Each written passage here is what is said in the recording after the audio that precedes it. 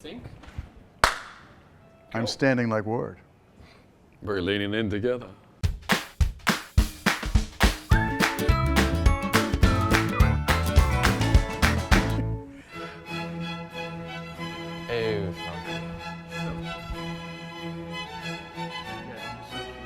I'm John Papa, And I'm Ward Bell.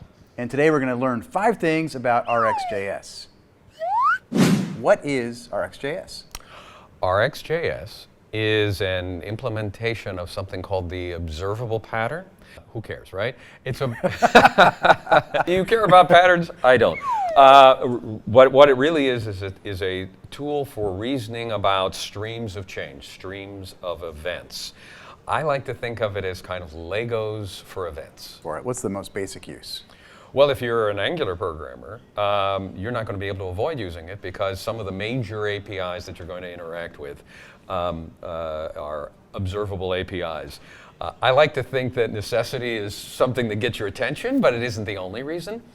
So it's great for things like HTTP client. It's great for things like watching keystrokes that come in and then deciding on the basis of that keystrokes what to do.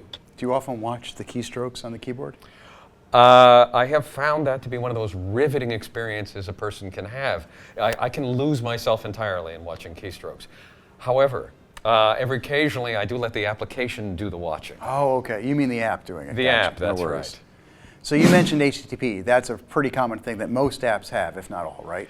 And that's usually the first place you run into observables as an Angular program. Does it hurt when you run into them? Well, if you've got your eyes up, you can probably avoid the pain. Where does observable fit into the promised land and why? Right, so what you're alluding to is the fact that a request, usually you're expecting a single response, so it's kind of like, what do you mean stream of events? And why then wouldn't I use promises? Well, one way the revelation I had was that instead of just thinking about the isolated client request for, say, a customer, I start actually saying, no, if I step back, I'm looking at streams of customers. So maybe I'm looking, one day it's customer A, next minute it's customer B.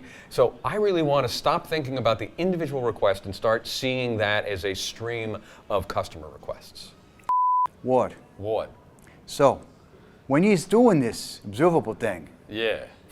First I take them out to Jersey, then I pound them in the give me an example of something I can extend RxJS with that I couldn't do so easily with promises.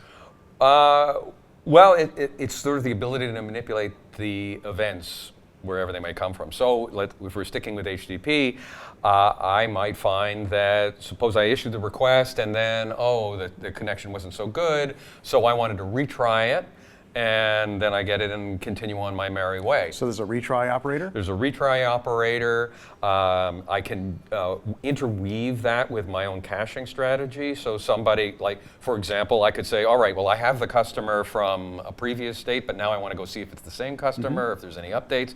So that's, again, treating the customer as not one thing, but as a stream of changes. And so I give them the cached one, and then I flip over to the HTTP one. What else in Angular uses RxJS? Well, the router's a pretty important one. And there are a number of ways that you can get observable from a router. One of them is to just watch what the router's doing and filter that for some change that's happening. The pages are flipping, you're going somewhere that's particularly interesting or important to you. So you can just simply watch that flow of events. The other common way that you run into it is that when you create a route to say, look at customer number 3, that 3 is the parameter.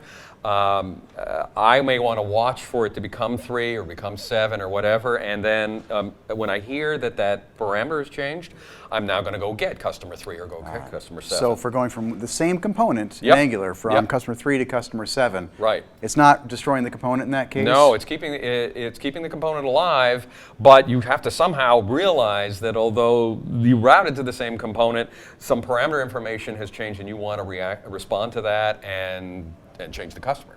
So that's an obvious use. I'm John Papa. And I'm Ward Bell. And we just learned 5 things about RxJS.